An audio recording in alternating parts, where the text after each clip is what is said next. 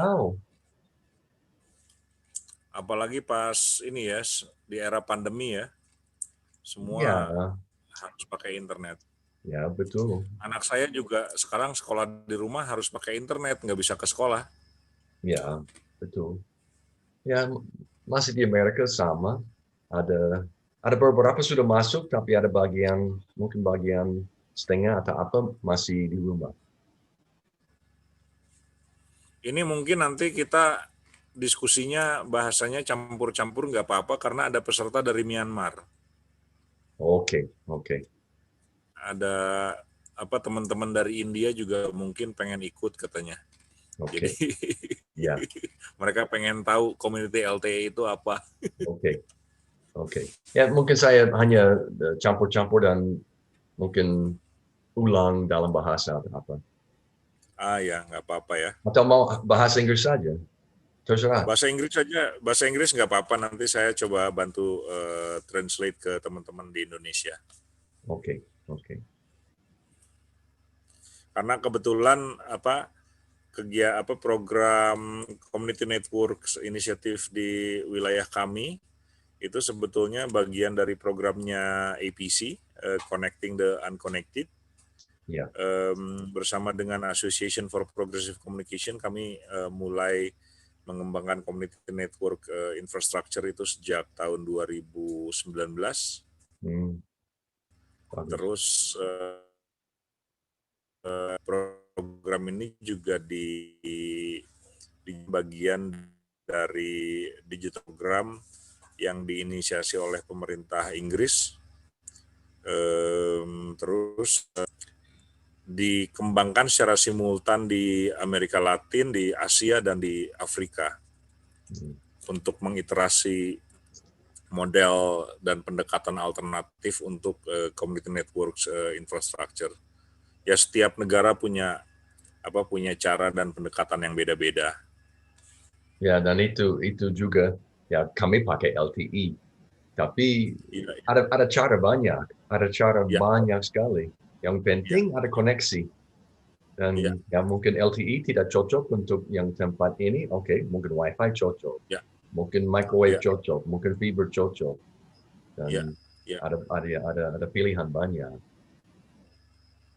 Oh ini dari peserta katanya nggak apa-apa pakai bahasa Inggris aja biar sekalian belajar. Oke, Dari oke. rumah kopi Temanggung, Jawa Tengah. We all speak English. Yes. Okay. Good, Itu very good. David kalau ke Indonesia harus coba kopi Temanggung, enak banget itu kopinya. Ya, pasti, Di pasti. Wamena juga kopinya enak ya. Enak, tapi untuk mereka sudah tahu cara lama untuk masak hanya pakai kuali. Itu Ah, itu ya roasting masih kurang. ya ya ya Bahan ya ya. bahan bagus, tapi cara Bahannya bagus dari sana. roasting untuk sorting untuk lain-lain masih dalam proses Ya, belajar. ya, ya, ya. Enak enak. Iya. Ini sudah jam 7 sambil tunggu yang lain barangkali kita bisa probably we can start ya. We have already some participants. I just going to let you know the information about our participants. Most of them is the member of Indonesia ICT volunteer, relawan TIK. Some of them is also a student, and among us there is also a friend from Myanmar, Michael Swantak, who also doing a community network initiative in Chin State in northern part of Myanmar. And okay, good evening, everyone. Thank you for your time to take part in our sharing session tonight. We have a very special guest among us, David Haq. David Haq is the one who initiate community LTA in Papua. Well, this today in the afternoon we discussed together with Pak Ono Purbo and some friend from Relawan TIK and ICT Watch to discuss about how we can support the movement, the community networks movement in Indonesia. And as previously discussed together with Pak Ono, we also should learn from community LTE initiative in Papua, because probably this initiative is one of the longest community network initiative that are still running up until now. Is, if I'm not mistaken, it's around 8 years, yeah, David? Almost 8 years, yes. Almost 8 years. So yeah, from there I think there's a lot of story to tell, a lot of experience and knowledge. So I give the time and space for you, David. Maybe you can start with a bit of introduction and then tell us more about your story. Thank you. Okay, all right, thank you. Yes, so my name is David Haig, and I am from America. And back in 2007, moved full-time to Papua and live in Papua. Um, my background is a radio technician. So for many years in America, I worked as a radio technician, long before there were hand phones, cell phones, smartphones. There was two-way radio. So that's what I grew up with. Uh, I was a member of ORARI, or the Radio Amateur Ham Radio, since I was 11 years old. Learned radio from my father, and was a bench technician, fixed radios, took radios apart, fixed them, repaired them, soldered them, and from there then started businesses. And the businesses were before mobile phone. We had a system called specialized mobile radio, which was the beginning of um, cellular. And so we had customers that had a need for communications, not just two-way radio, but they also wanted to make telephone calls. So we made interconnection to the telco system, and from there we started to provide telco service as well, mobile telephone service. Um, that all kind of went away real quickly when cellular came around, and so smartphones were still not there, but hand phones were. And quickly I saw that the need for communication was changing quite rapidly, and our business actually was absorbed into the frequencies were absorbed into what was called Nextel, which was a big provider in the United States. Um, Came to Papua. My life had changed, and came to Papua with the idea that I wanted to help, and how could I use the skills that I had, being a technician, being a radio technician. So when I first came to Papua, I thought I was going to help with radio, and actually did help with some radio in villages, HF, SSB radios. And that didn't last very long, because every place that I went, people asked, what about internet? What about internet? What about internet? Maybe they didn't even know what the internet was, but they knew that if they could get connected to the internet, that they would have communications, that they would have information, that they could help with education. They knew what it was, but maybe didn't know how to get it, didn't know even really how to use it.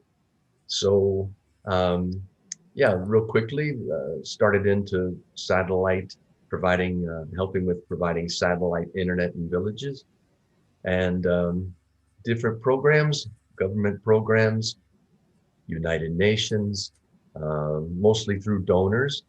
But the difficult part was I saw they were not sustainable. They just did not, they worked. People would come. Maybe there would be an ICT center with computers, and learn how to type, learn how to use the computer, learn how to use the mouse, get an introduction to the internet, but there was no sustainability. As soon as the donor money went away, the village could not afford many $100s a month for the satellite. And so many of the satellite dishes that I put in are not working now. And so that was a point of frustration for me. How can this be sustainable? Then in one village, we tried to use the internet to send SMS messages through the computer. and people could then pay for an SMS message. So using an application on the computer, a person could come, pay 5,000 5,000 rupiah, and they could send an SMS. Then they would wait, come back in the afternoon, and get the answer. It worked, and it actually produced some revenue, but still not enough to pay for a very expensive satellite. Um, so um, another thing that happened was uh, there was a universal service obligation program in Papua. This comes from the international government, the World Bank, and USO, Universal Service Obligation, was going to put in 3,000 satellite dishes, telephones in what was called Telepon Umum Tersedia. So a village phone booth, um, and these systems were never put in, and some were put in the city, but not in the villages, and not one worked. And oh, Sai Jenkel, I was really mad that millions of dollars was being spent on what could have been a good program, but corruption and other things, and just it's very difficult to go to villages in Papua. You have to get a small plane or walk, so really impossible. Not impossible, but very difficult. And so, yeah, I was mad. Uh, Went to Jakarta, met with the World Bank, and the engineer there said, yes, we know it was a failure. We know that there's problems. We're trying to fix it. Yes, there was lots of money spent, but he had some advice for me. And it would be the same advice I would give other people. I would give this group of at the rural ICT camp. He said, why don't you do it, David? Hmm. That was difficult to take at first, because I was thinking, no, the government should do it. The World Bank should do it. Somebody else should do it. This money should do it. And he said, why don't you do it, David? So that was a big challenge. And I went back to Papua and started thinking, how can a village really have communications? And since I saw that the computers in a computer room, they worked, but they didn't. And I saw the smartphones. People had smartphones in villages already. They were using them for a flashlight.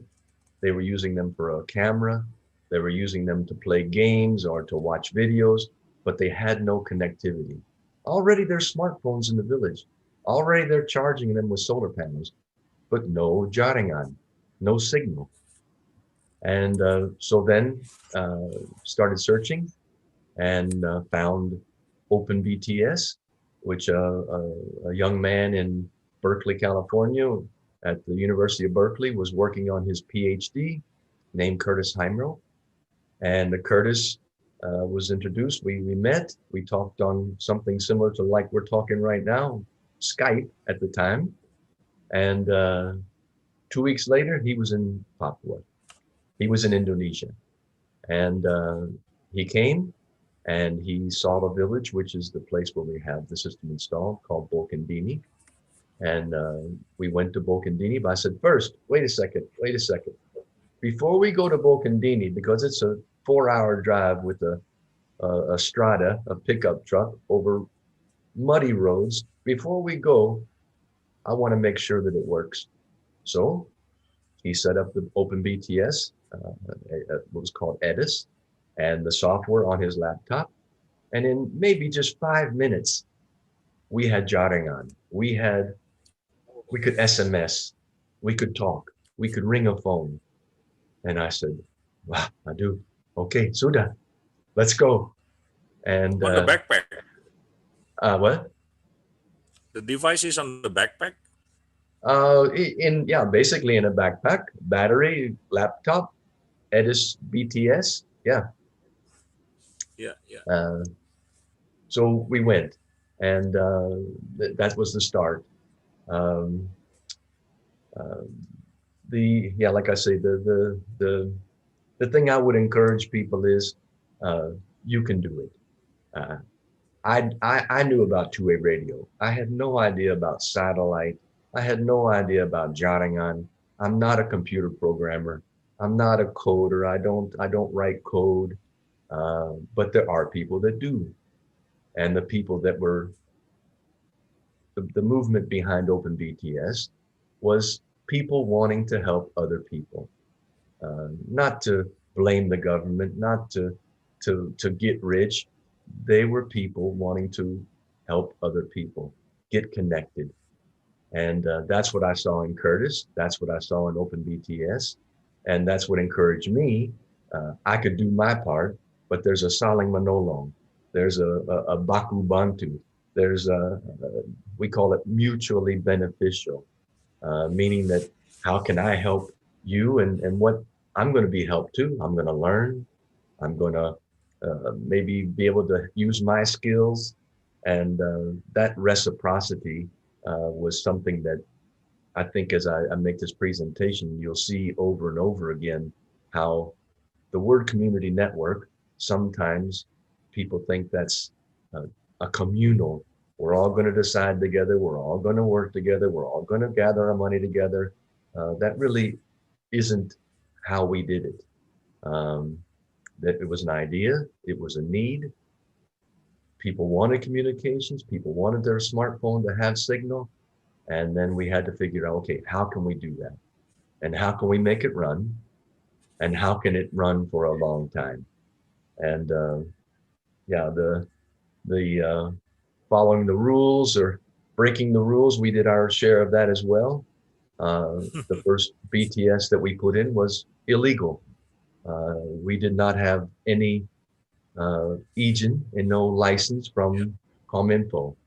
But we talked to ComInfo and we said, this is who we are. This is where we're putting it in. Here's the coordinates. Here's our effort. We know maybe you don't know who we are, or you don't even know where Bokandini, Papua is, but we're trying to connect the people. We're trying to connect the village.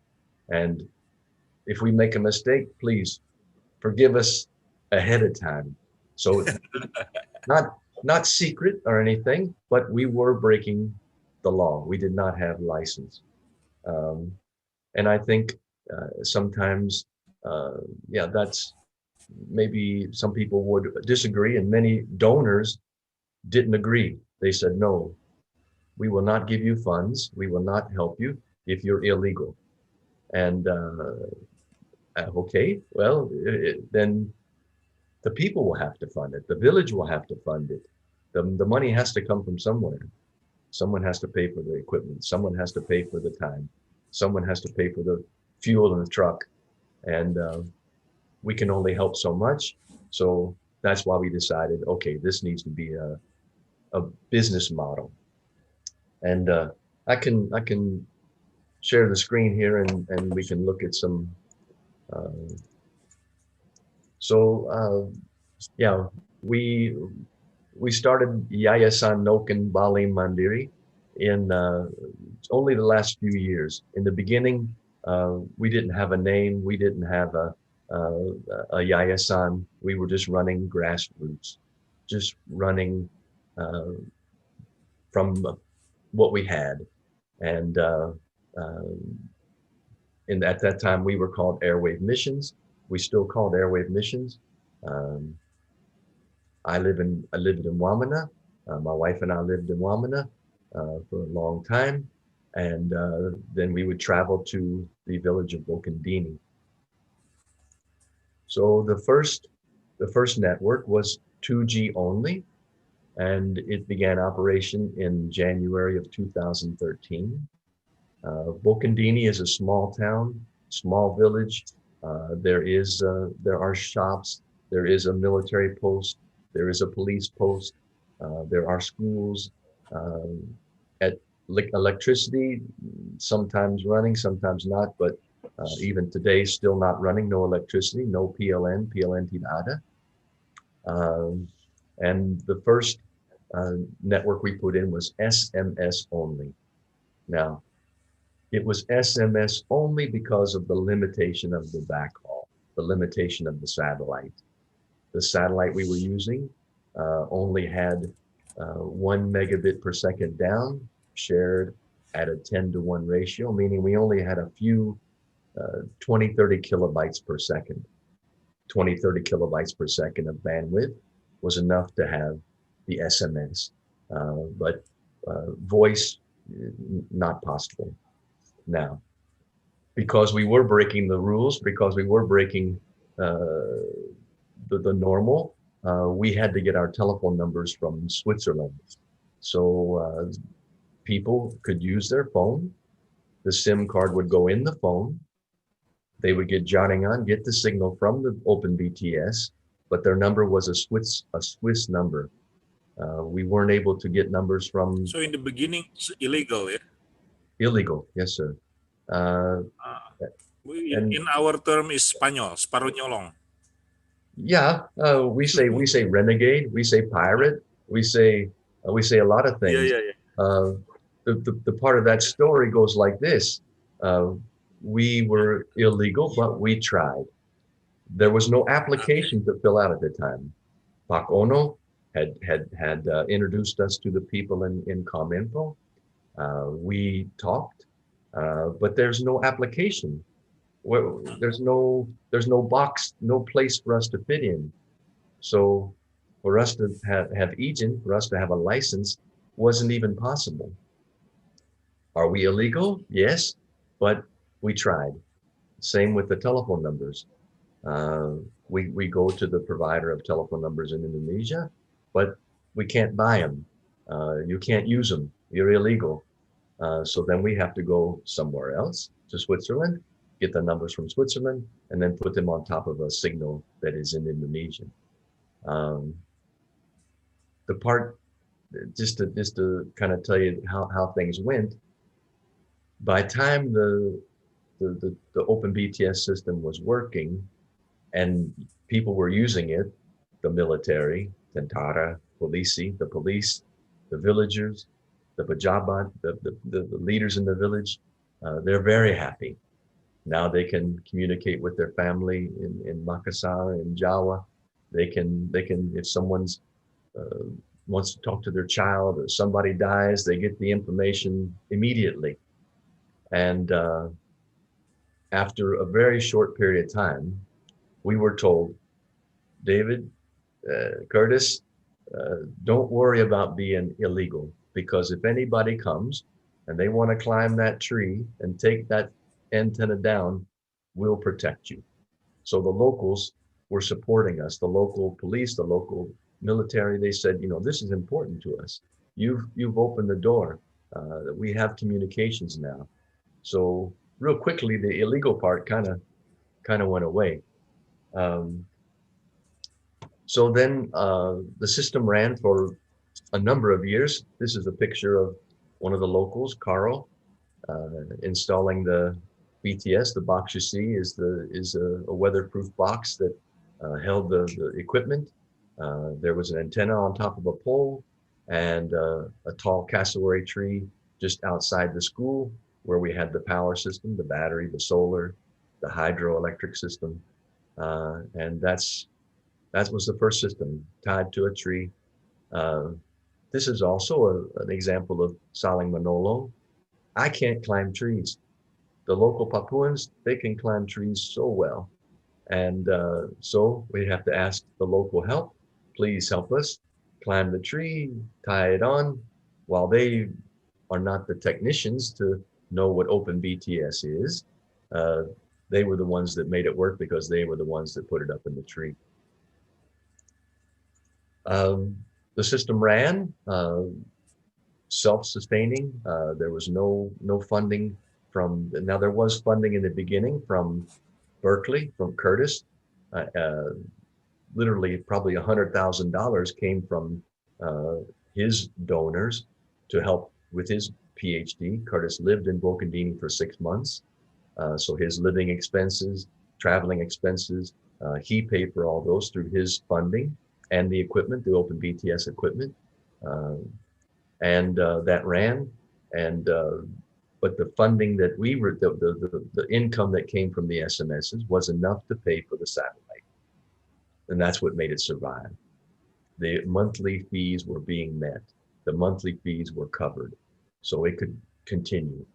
Continued on to 2017, and then kind of ironically, another USO project came into town from Telkomsel, and the USO, Universal Service Obligation, uh, with Telkomsel, put a tower up. You see the tower and their satellite dish, solar panels and batteries. And their system not only offered SMS, but also voice. So we made the decision to uh, sunset, retire, to turn off the OpenBTS system and think again. Okay, what? And by that time, we saw that what people really wanted was smartphones. They wanted internet, and that quickly uh, happened. And 1 year later, uh, Curtis had moved to the University of Washington, and then the a 4G system was installed in September of 2018. The 4G system was moved out of the tree and to more of a tower because the 4G system was more sophisticated. But in a very short amount of time, the technology had changed. OpenBTS had evolved to LTE, and the 4G system was installed. This was done by the University of Washington. Two gentlemen came. This is Matt on the left and Spencer on the right there. This is the tower, just a pole, two E-Node B transceivers. That's the radio, and the smarts are in there. Small GPS antenna on both, and above it is the panel antennas. So the 4G system was installed. Now, please keep in mind that Telkomsel was in the town. So Telkomsel had a 2G system running. People bloom puas. They weren't satisfied. They were happy to have cheap SMS and cheap phone, but they still didn't have what they wanted. No way, no WhatsApp, no Facebook, no Instagram, no, no, not what they wanted. And so we turned the 4G system on, and we named it Ungu, the color purple. The University of Washington school color is purple. So it was named Ungu in the local Indonesian language. And the locals very quickly accepted it, and it became quite successful. The system is still running today. It has now moved to 5G. It's running open software called Open 5GS, and the COLTE is a free and open source software as well that the University of Washington packaged. That is takes care of the airtime, the financial part of it, the PULSA, the airtime credits, and the administration for the users. Earlier, you said it's sustainable. It's been running for 7 years, a little bit more than 7 years, and in my opinion, one of the reasons, not the only reason, earlier talked about Saling Manolo, how is it mutually beneficial, but also the financial portion.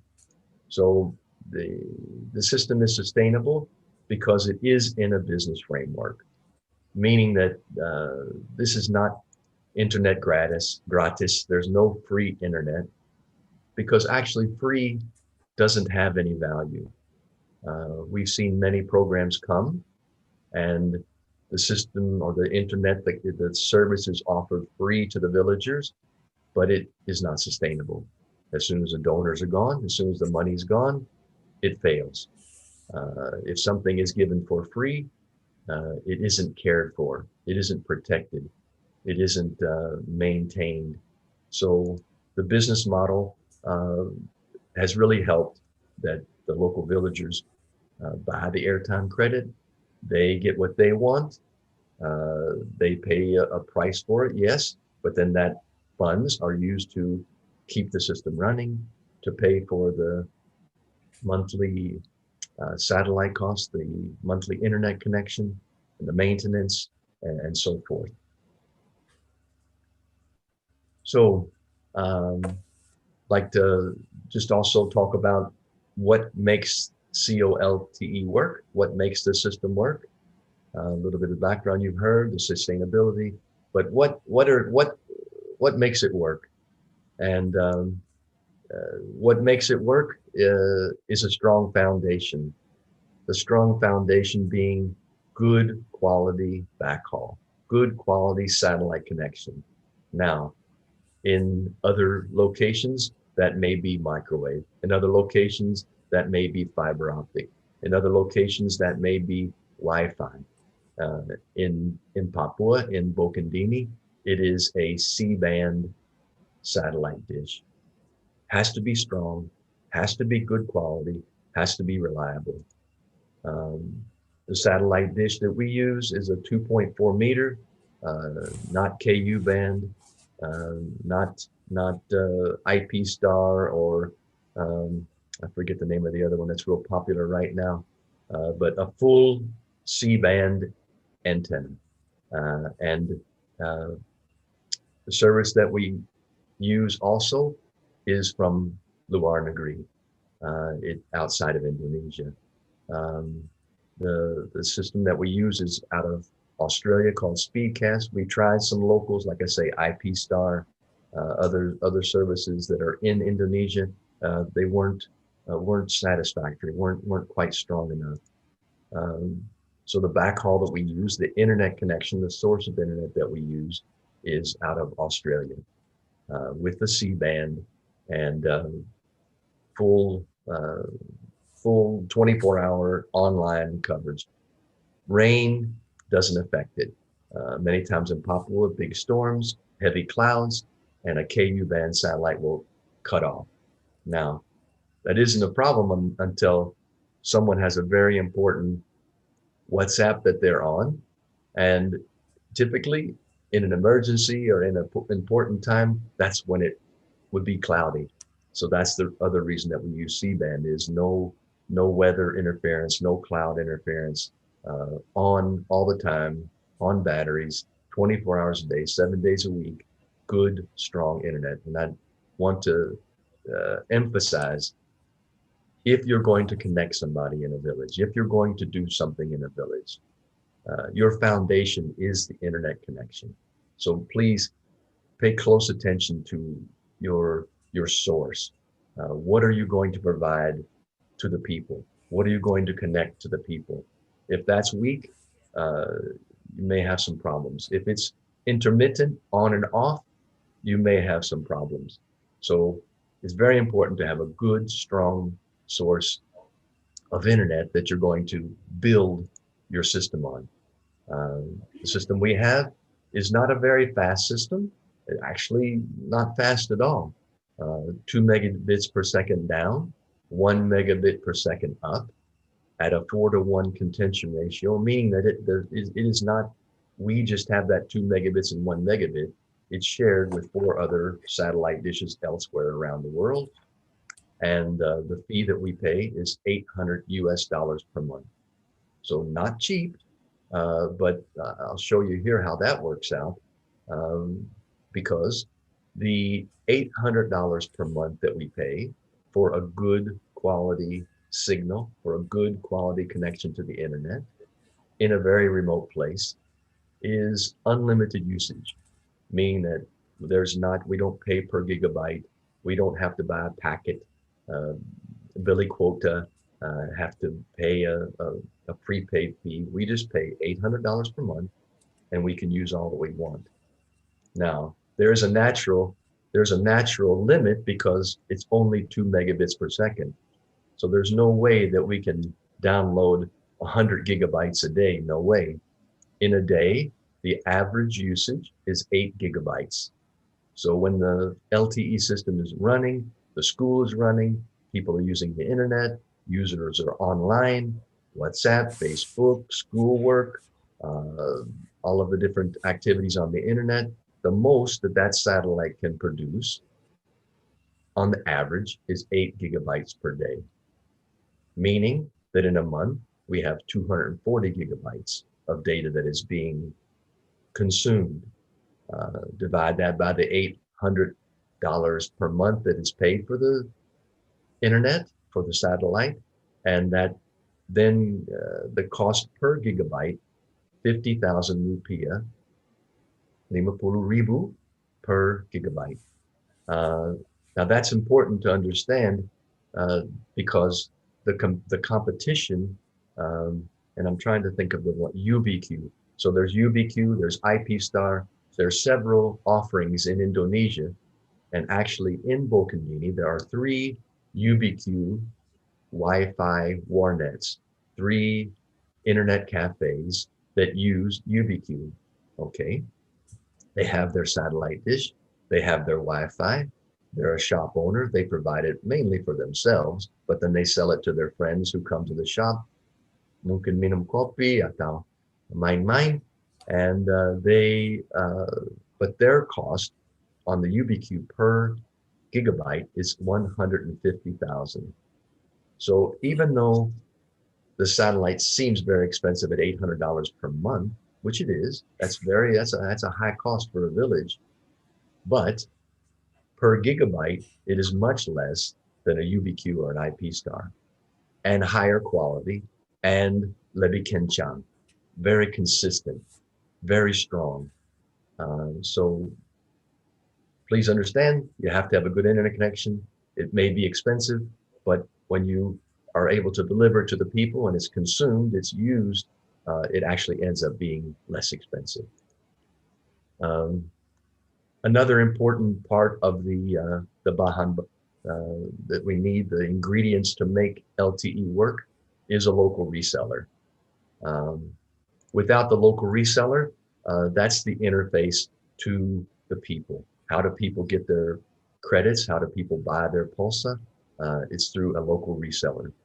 The local reseller is a local shop owner, someone who is established, lived in Bokendini for a long time, sells clothes, sells food, they already have a lot of people that are coming to their store, to the toko, and someone that is honest, jujur, rajin, someone that can be trusted. And again, the saling menolong is the local reseller is able to profit. So the local reseller doesn't have to buy eggs that might spoil and put it in their store. They now have an electronic Pulsa, an electronic credit. It's all done through the hand phone. It's all done electronically. Money's transferred, the credits are transferred, and then they resell the credits to the local villagers, and they are able to make a profit. So once again, that's selling menolong. They're going to profit. They're going to get more traffic into their store. They're going to have another product that they can sell, and allows the villagers an easy access to get the airtime credit. Once again, a local shop owner, an established business person. The other part that the local reseller helps COLTE with, helps the UNGU system with, is monitoring the system. Because I'm not there, other people aren't there, the local shop owner is.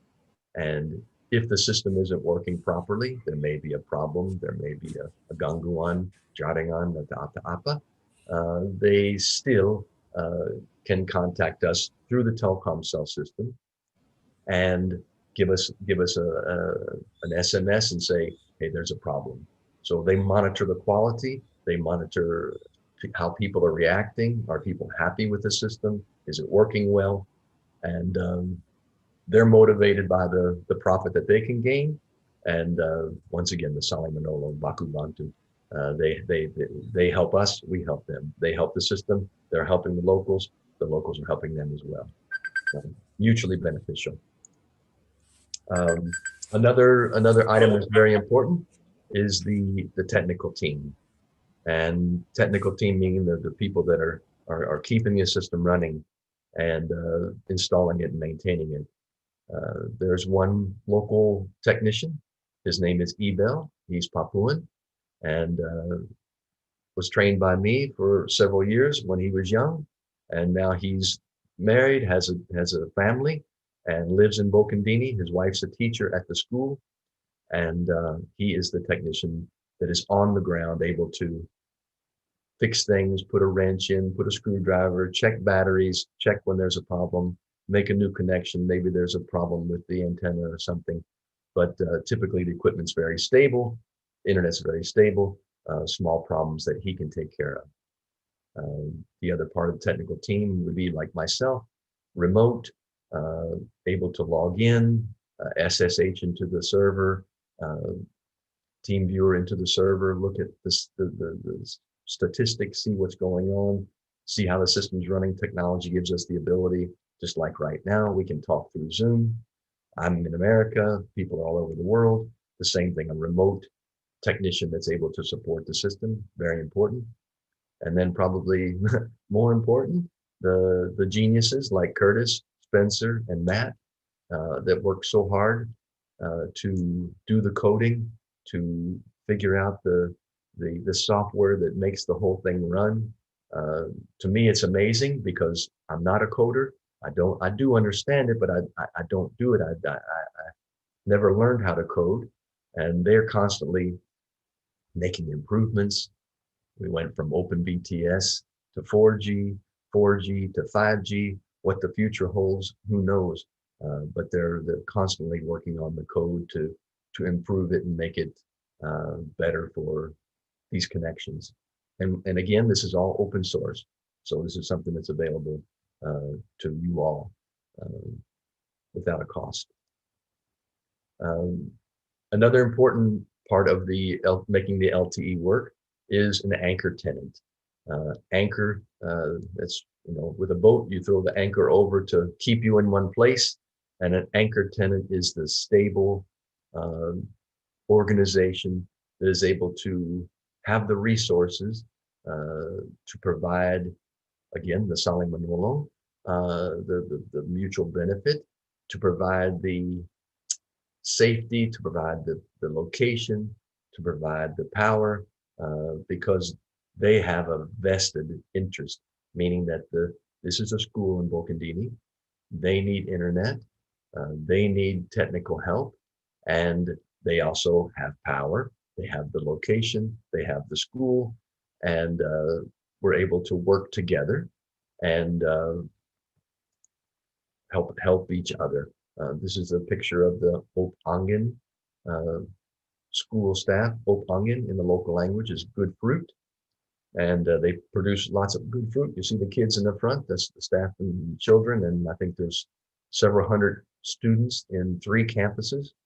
The campus in Bokandini has Este, Sampai, SMA, so elementary, junior, and high school. The satellite dish is on their property. The power is run by the school, which is hydroelectric power, solar power. The batteries are maintained, the power is maintained, the security is maintained, all by the school. And in return, the school is able to share in the profits, share in the financial gain from the Pulsa sale, and that to cover the internet costs. So that $800 per month, yes, the school uses a portion of that, but the fees from the airtime pay for the internet, pay for that $800 per month. And they're able to provide us with a safe location for the tower, for the power to run it. And that's quite valuable. So an important part would be a local school, a local church, maybe a local religious organization, someone who is there that is um, able to provide the place to run the system. This happens to be a Christian school. They're established there. They've been there for a very long time, almost 20 years.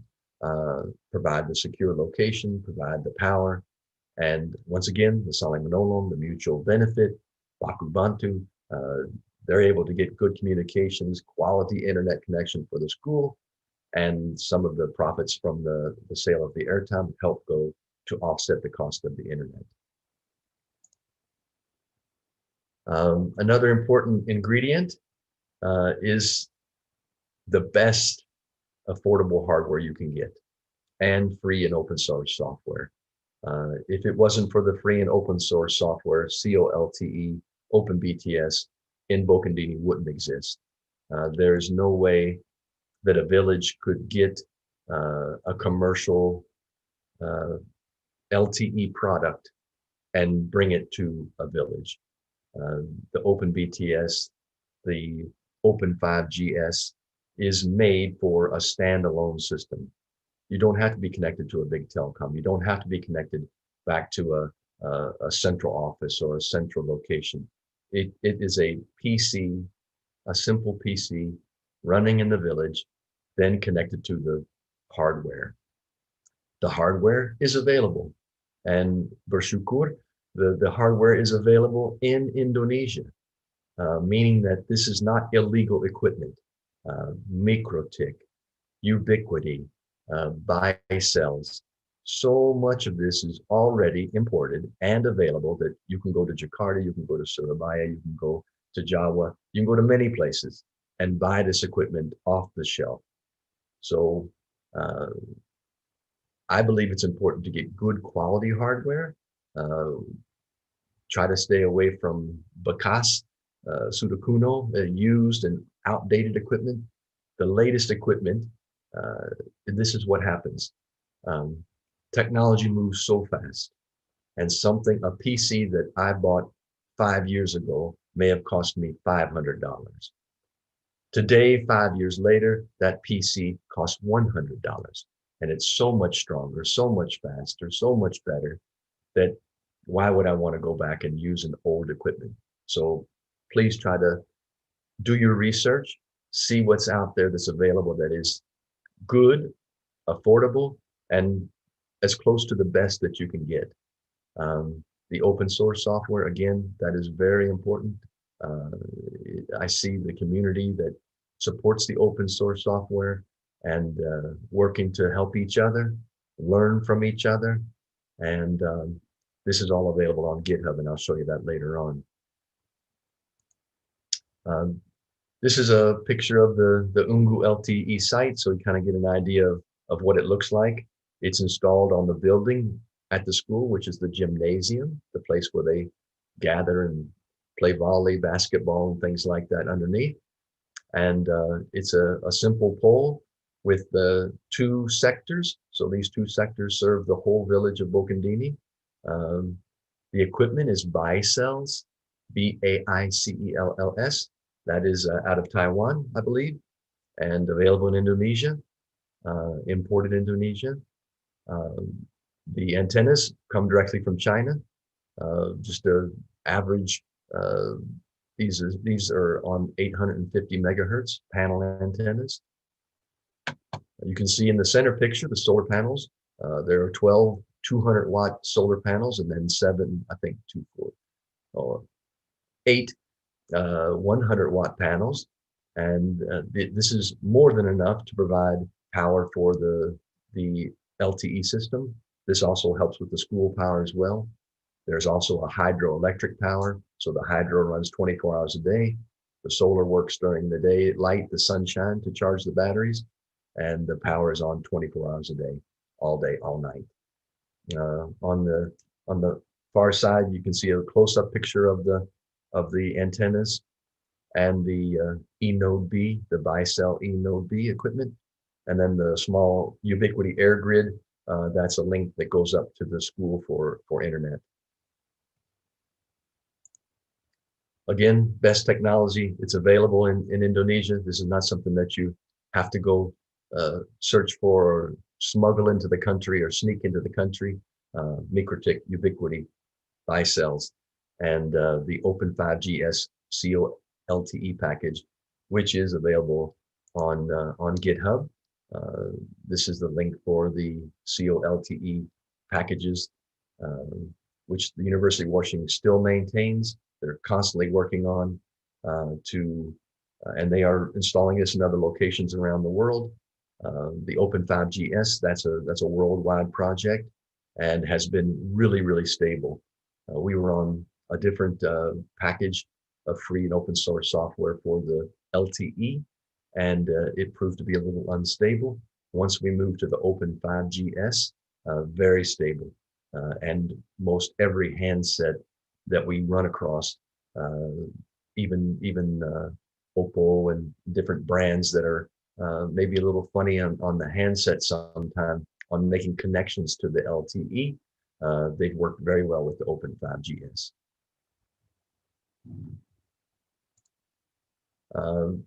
Just like to say a big thank you to the University of Washington, Curtis Heimerl, Professor Curtis Heimerl, Dr. Curtis Heimerl, and Matt and Spencer.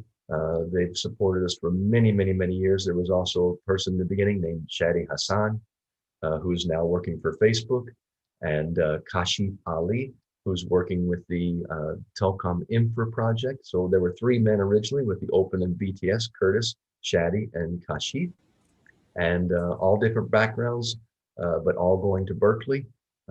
They are still very active in the communications industry, one with Facebook, one with Telcom Infra project, and then Curtis at the University of Washington. Also, a big thank you to Oak Angen School, Scotty and Heidi Wisely, their staff, who have just endlessly supported us and helped us with helping this thing stay running for many years. And a big thank you to our friends in Papua. The support from the locals, the help from the locals, the local knowledge, climbing trees, not just climbing trees, but climbing mountains, carrying batteries in nokins, the local knit bag that the women carry. And a battery is 35 kilos. And the women just throw the battery in the back of the nokin, and up the hill they go for many hours. Very strong, very helpful people. So thank you to our friends in Papua as well. Okay, thank you. It's very interesting journey, yeah? Yes, very. It's quite long. So there are Yes. some I really envy you for the passion. Yeah, it seems you have a very strong passion to implement your ideas. I think that we all, we all are built a certain way. We have our gifts, our talents, our abilities. But yes, the driving force behind it for anyone should be a passion, a desire, something that really motivates you. Money, we all can make money. We can be a farmer, we can be a pilot, we can be whatever and make money. If money's the motivation, success is very short-lived. You climb a mountain, you get to the top, you see the sun, you see the view, and then you come down the mountain. So it's a short-lived success is short-lived. But when you're passionate about something, you're driven. It's a challenge. It's interesting. You're learning. That is what really can make people do some great things. Yeah. So, is there any particular obstacles when you started to implement the QLTA in Papua in terms of regulations or the geographical location and so on, and how you deal with that, and how you encourage the involvement of local community? Okay, that's a great question, and thank you for reminding me, because I did kind of skip a part. As the system in Bokondini progressed, we were not forced, but doors started opening up to become legal with Cominfo. Pak Ono, through his hard work and his constant encouragement to the government, had been able to open a door, an opportunity for us to apply for an experimental license. That's when we made the yayasan for that specific purpose. We also had an opportunity from ISIF, an organization out of Australia, to receive some funding. They also wanted us to be legal. And so we formed the yayasan, and then we made the application for the experimental license. We made our application. We then traveled to Jakarta, met with the people at ComInfo, and were well received, and they granted us an experimental license. There were many stipulations on the experimental license, I see. but we were given an experimental license for LTE in Bokandini. Um, that was helpful. What years is it? Excuse me. So what years is it when you get the experimental license? Uh, ya, minta maaf kalau saya. Is It's I have I tahun well, tahun I want to be respectful because ComInfo was very helpful, and I see. Yeah, yeah. they but again, it did it help us? No. Did we get a piece Mm. of paper? No. Did we ever get an No? official license? No. All Ah, I see. all through meetings and handshakes, and once again, I think it went back to our original idea. We did not want to cause problems. I'm a foreigner, Yeah, orang asing. I have a kitab, a kitas. I don't want to get kicked out of the country. So I want to be honest, jujur. I want to tell people, yeah, okay, yeah, yeah, this is what I'm doing. This is what I think I want to do. If you'll forgive me, if you'll allow me to proceed, and let's see what fruit is produced. That passion you talked about, that yeah, yeah, drive. yeah, Okay, in the end, but what did it produce? Good fruit, bad fruit, yeah, problems or solutions? Did I cause chaos, or is there now communications and connection and connectivity? And that was what was the main goal. The legality, the yayasan, the experimental license. Uh, I think it. I yeah. think it. Go ahead. Because when we try to set up the local internet infrastructure in Cipta Gelar, actually back in 2016, if I'm not mistaken, together with Pak Ono and Doni from ICT Watch, we are actually able to have a meeting with some colleague in Cominfo, which in the end they release a specific Cominfo regulations Yes. that allow people to do experimentation on telecommunication devices and infrastructure. So Yes. now, if you want to do experiments, there's a specific regulations that allow you to do that. Yes.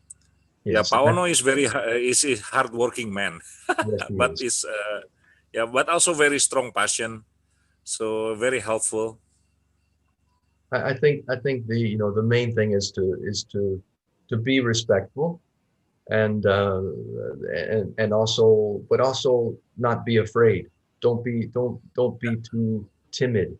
Um, Yeah, yeah, in the end, uh, we're helping people. People are helping people. The community is connected. There's good fruit, and that's yeah, good fruit. If ComInfo has some help in that, that's good too. That's great. yeah, Uh, we we're not looking to run a countrywide business, or take over yeah, Telkomsel or Kasikala yeah, Telkomsel. Tidak. yeah. No. In Yeah, fact, we in Bokandini right now, Telkomsel ada. Telkomsel yeah, has 4G. They just turned it on this year. I mean, I'm sorry. Yeah, in late in 2019, they turned on 4G. We have 5G, 4G, LTE. There are Yeah. 4 different warnet, and so internet cafe. So there's lots of choices that the community can make Yeah. to get People have internet. option, and option is always good. Yes, yes, and Yeah. competition is Yeah. good. Yeah. And Yeah. what we see Yeah. is that people will use Telkomsel uh, because it's cheap, inexpensive.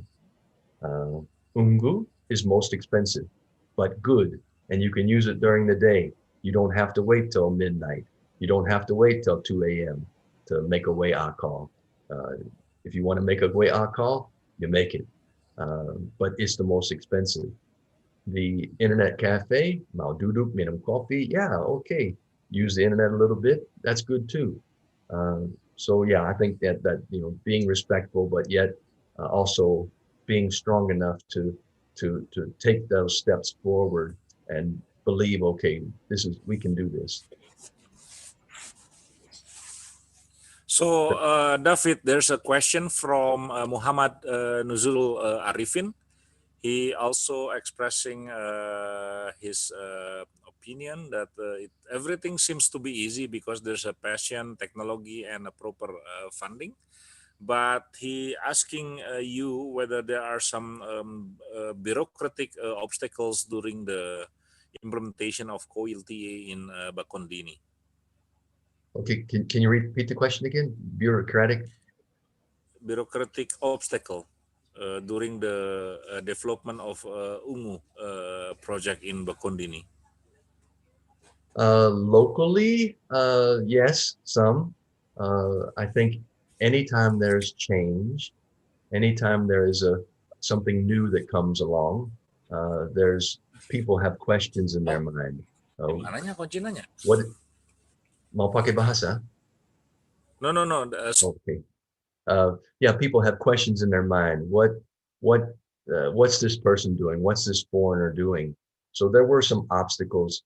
Um, is this person trying to get rich? Is this person trying to influence our children in a bad way?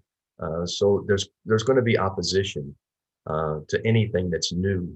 Um, we have meetings with the locals, open meeting, explaining. Once again, we try to be open, honest. We call it transparency to tell us this is what we're doing, this is who we are, this is our plan. Please allow us to have some grace, have some understanding for us if we make mistakes. Please tell us if we make a mistake. Uh, and so there were some local opposition, perhaps, or some bureaucracy. Uh, Other than um, we still don't. I guess the bureaucracy, the challenge there would be the open access to the resources that are available in Indonesia. One example would be the telephone numbers. We still are not able to get telephone numbers. Pak Ono works with a group that has many thousands of telephone numbers, but specifically for voice over IP, landline. Uh, cannot use them with mobile. Why? We keep asking that question. No. So I think that's an example of there are resources available, whether that be through the government, through commercial um, discounts, through commercial offerings that are uh, good quality internet connection. For instance, like myself here in America, if I want to open up a internet service provider, I have to get a license. I have to get my internet somewhere. I have to pay huge fees. Um, well, I can't afford that. I can't afford the license. I can't afford the position of being an ISP. But I can go get good internet and then help my friends with internet. So kind of underneath the radar, we say underneath the cloud. And but yeah, bureaucracy wise, I would say just some local opposition at first, and then yeah, our lack of access to some of the commercial and maybe government programs that are good stuff, but not available.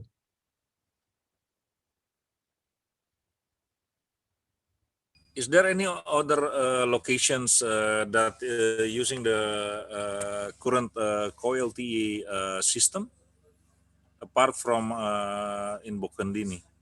Yes, there are, not in Papua.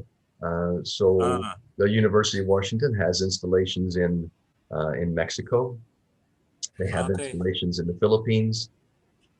They have installations several locations in Africa. They're currently working with Okay.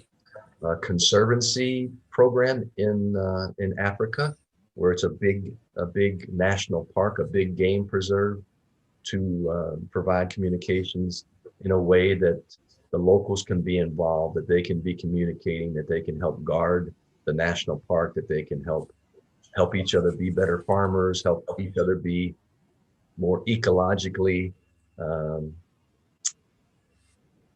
good practices. That's in Africa. Um, but yeah, in Papua, only Bokandini. Okay. So, anyone, if you have any questions, either you can put your comments and question in a Q&A box, or yeah, you can just let us know while we are having the conversation with David.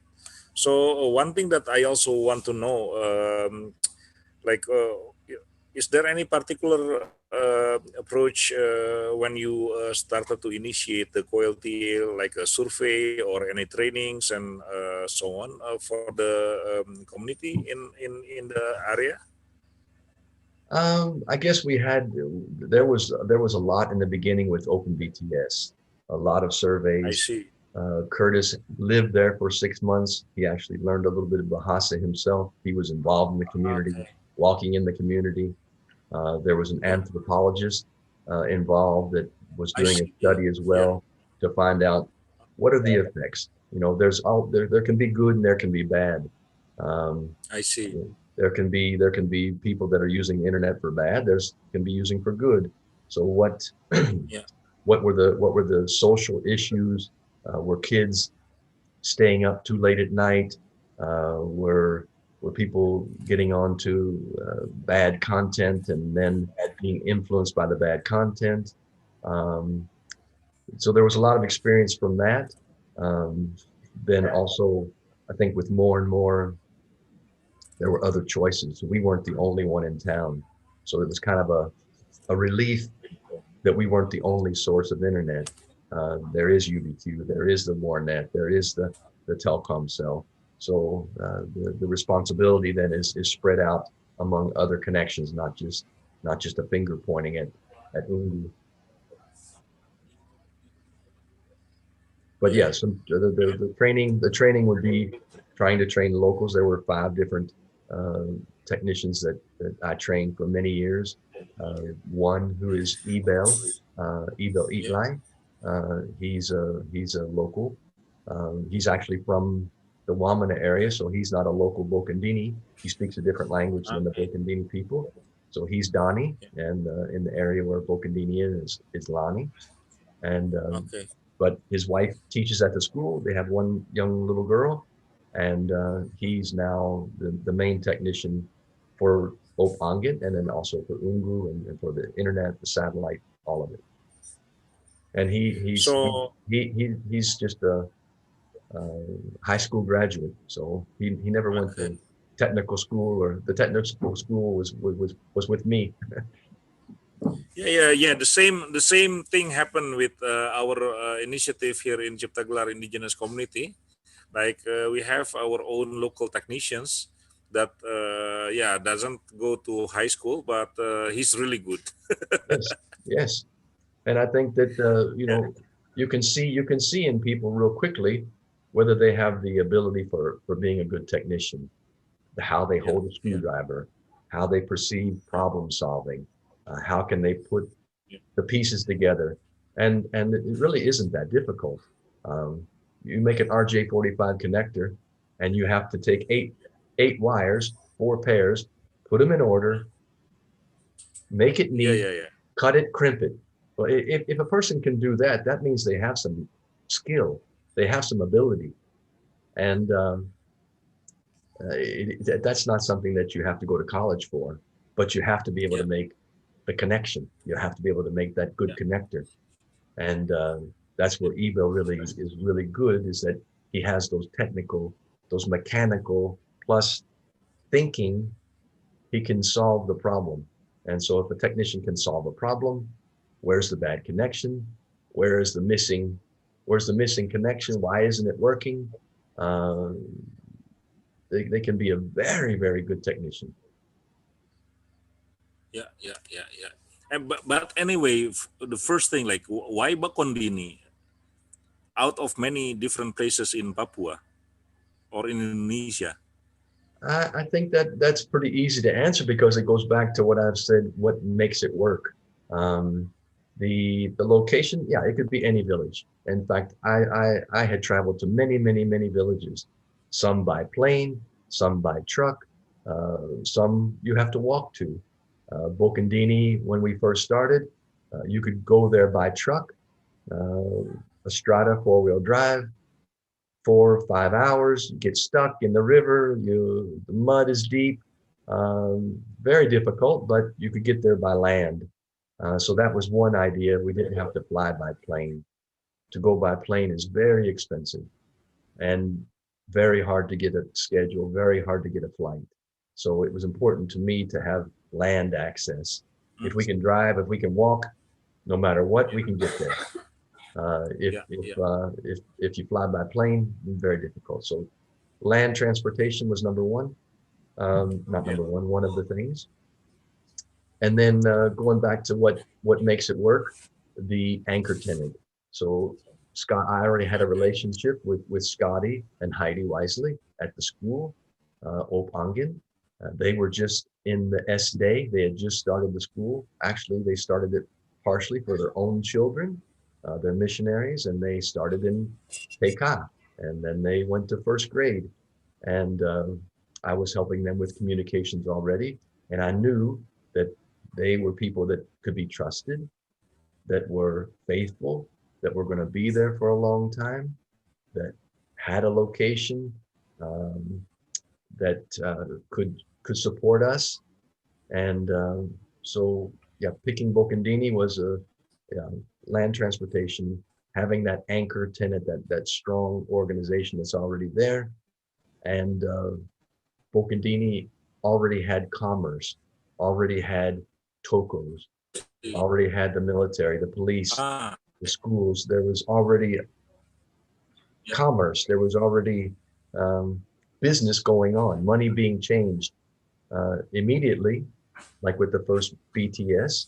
Um, if someone wanted to go to Wamena, you pay 100,000 rupiah, uh, 100,000, and night taxi, get on the taxi. 4 or 5 hours later, you're in Wamena. Okay, you can make a phone call. You can go to the bank. You can do what you need to do. You can communicate with people. You can do your shopping. But you have to travel for 5 hours, pay 100,000, and then later on that day or the next day, get back on the taxi, pay another 100,000, and come back. And very expensive, very time consuming. Well, immediately with communications, that turns into one SMS or two SMSs. So daripada 100,000 sedikit. Time instant, right away, not 5 hours, 10 hours, 2 days. Um, so that was important that there was already that activity in Okindini, and they really, really wanted connectivity.